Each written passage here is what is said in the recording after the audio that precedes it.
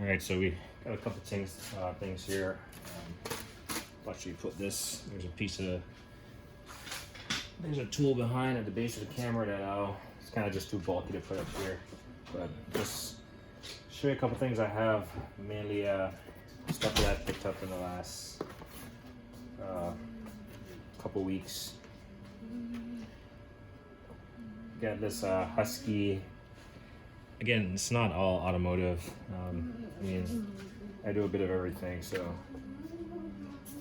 automotive is just one of them. But anyway, a Husky 2-in-1 extendable square, 6-inch extension, squirrely folds shut. I thought that was pretty neat. A little bit of literature on the back with the associated part number and such. But I think this is pretty neat. So it's like your average, square, but it has this little pivot in. You notice it's kind of gray. Well, I was kind of finicky with how to pull it, pop it away from the, pop it out like that. That's literally the gist of it. On the back side here, it says push to open. So it just has a little insert, just push it to open. But, if you just need a little bit more extension, this does the job.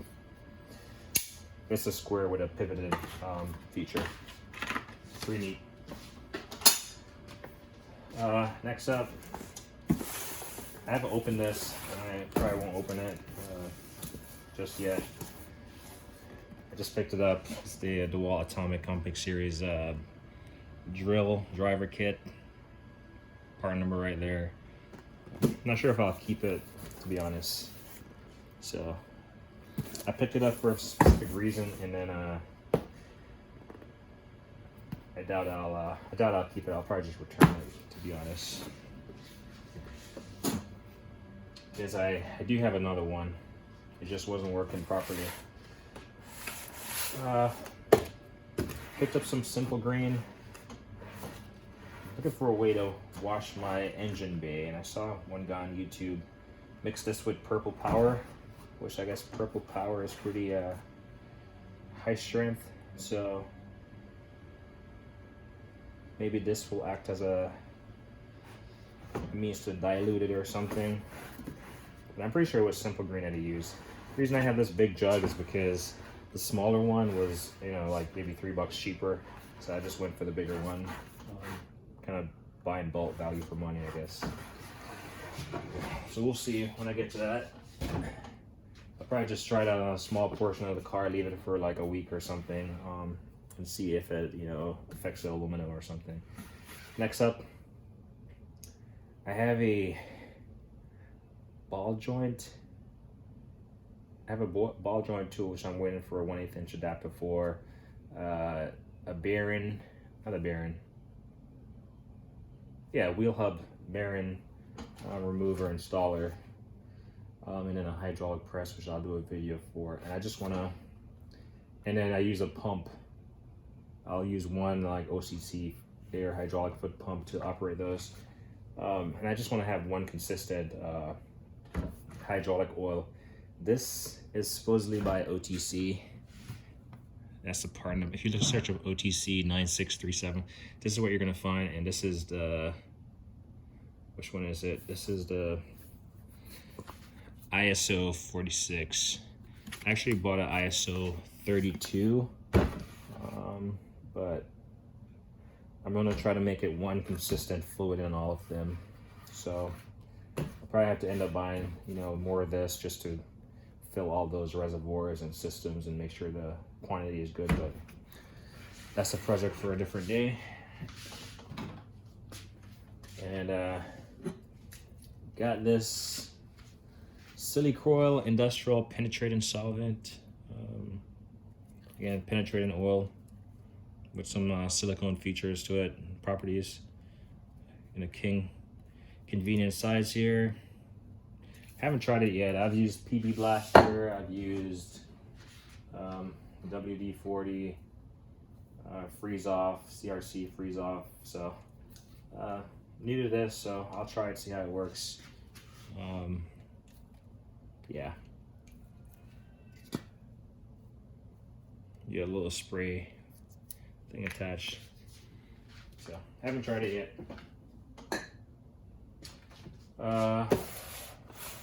This right here, I ordered this from Amazon a while back, and it took forever to come in. And when it did come in, it was apparent that it was used because it's missing.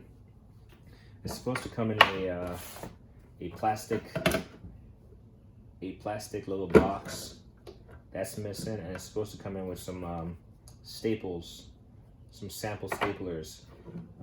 This is the Dentifix DF400BR, standard 120 outlet, on and off switch, and then this changes, you know, light duty, regular, and then max duty. It just kind of turns it off, light, regular, heavy. And then you have your prong insert right here. Since I don't have staplers for it, I'm not sure if I'll return it just for the sample staplers. And in fact, I'm thinking the person that probably got it, I'm not sure if it wasn't working for them or what it was. I probably should return it, because who knows if this is working, because I haven't bought the sample staplers yet. But they might have just consumed the sample staplers and then returned the unit, and kept the case in because it's a little box, so who knows what they're going to use it for. But it has a little press switch right here. I'm assuming this is what, you know, activates the electrodes here to get them hot. If you have to do like any type of plastic repair with staples, which I've had to do on a car. It's a pretty nice unit. It just took forever. It was back ordered forever, and when it finally came in, it was like, I could tell it was like opened.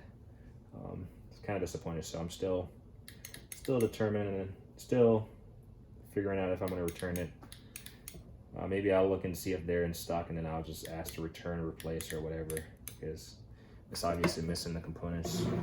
So yeah, I have several, maybe one or two other smaller ones. I just wanted something more powerful. It's not something I do often, but just a variety. I do have a coreless one, coreless version with like a hot glue gun, staple gun, not glue gun, but hot plastic repair kit. But yeah, not the end of the world. We'll see. And then from Laser Tools, I got a inner drive shaft extractor fork. Apparently it's made for Ford, Mazda, Volkswagen, Renault, and other front wheel drive vehicles. So the front wheel drive vehicles, that part seems like it applies. Again, Laser Tools. And that's the part number right there. Oh, I got a couple more stuff in here. So yeah, pretty it's not really smooth on the backside, but get that in there and kind of pop it out. Got these little lips on here, so time will tell if this works. You know, hopefully these don't like break off at some point in time, because that would render this tool useless. But get in there, pop it out. Shouldn't be that difficult without a tool anyway. So put a box on there. Yeah, CV joint tool. And then I got these VIM. So there's two different things. So I picked up two of these. There we go. Low profile quarter square drive lock and bit socket, holds 1/4 inch hex. So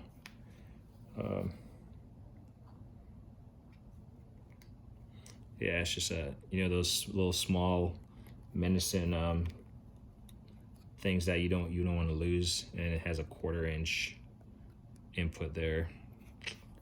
Got two of those, and then this little VIM.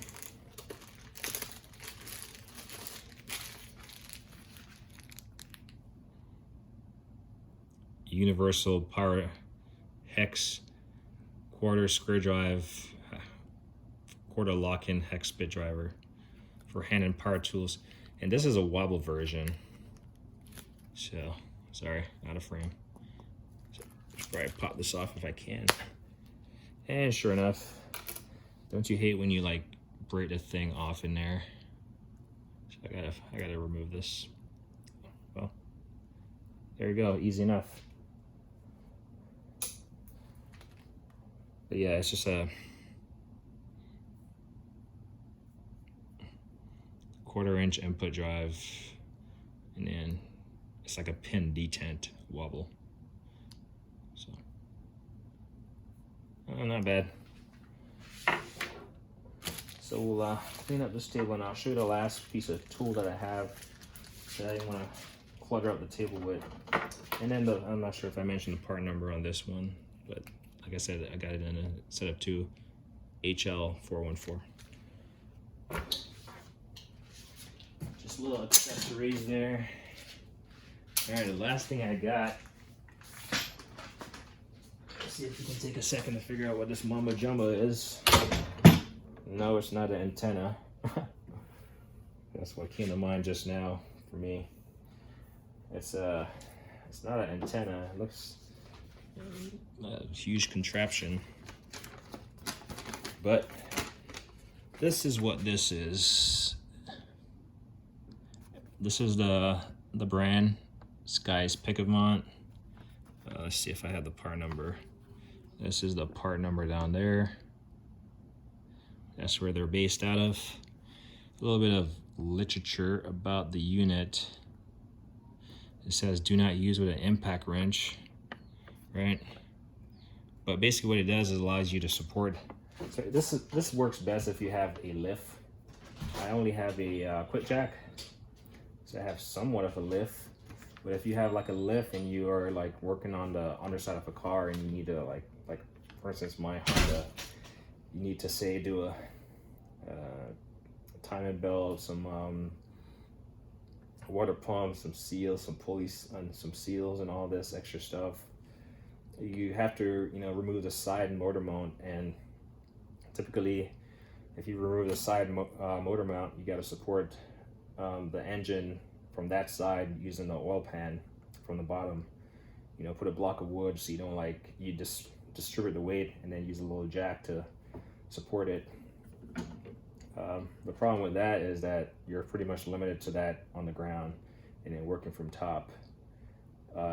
If you have the car raised up, you can use one of those transmission jacks or supports to hold the car up, right? Well, I was working on my car and I didn't have I didn't have a traverse bar, which I guess you could use to hold the engine from up top on the frame of the car, which I do have a traverse bar, which I acquired after a while. So I do have that, but this is an additional option. It shows you on the picture here where there's these two arms right here. So it comes as, so I'm just kind of rest it down right here. But basically, the idea is that this right here will sit on the transmission, or maybe you can get it to position on the oil pan or something. This pad right here, and all these are adjustable, right? They got adjustable screws or lock-in screws of some sorts. These two hooks are meant to hook, in some kind of under the chassis frame or something. So you hook these in as necessary, and then once you loosen the call it the, I don't know, the motor mount bracket or something, the weight of the car is going to transition to here, and then it's just going to pivot around these points, and then these are going to make contact with some other support surface that's going to hold the weight this side you can't see. And like in this picture, it has the bar offset because it fully slides. Well, I have it locked right now just so it's not moving around. So you can slide this around as much as you need it. So this is the way it's in the folder right now. So it's completely offset. So you can make it work. And these actually slide as you need them, you know, and then you can lock them with these handles.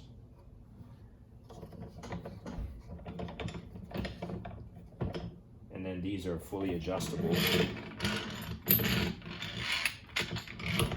kind of just screw this up as you need it.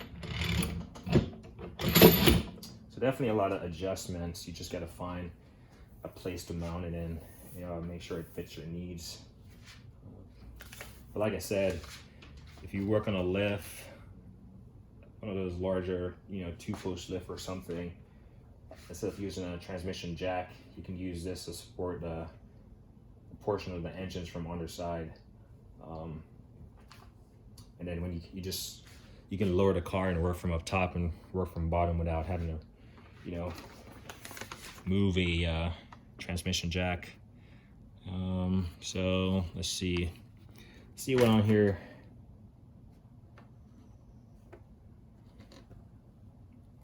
Yeah, advantages, high time saving, motor cranes, gear lifters are not required. So it definitely has a place. It's not an end all be all, I would say, but, and then it's, especially with new cars, this is supposed to be universals, but who knows if they'll have a portion to hook onto.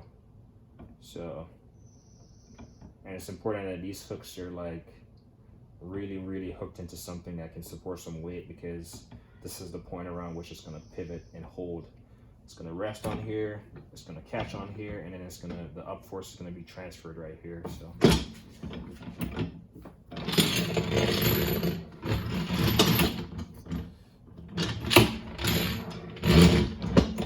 that's it. And like I said, I'm pretty sure someone else makes this, or maybe this company just makes it. And I'm pretty sure if I had the time, I could, just with looking at this design, I could make it myself. Because it's just welded nuts and, you know, attachments, and if I just, depends on your expertise level. Max of 400 kilograms is what it says on there. But yeah, that's all I got. Like me always say, like I don't hear the thing.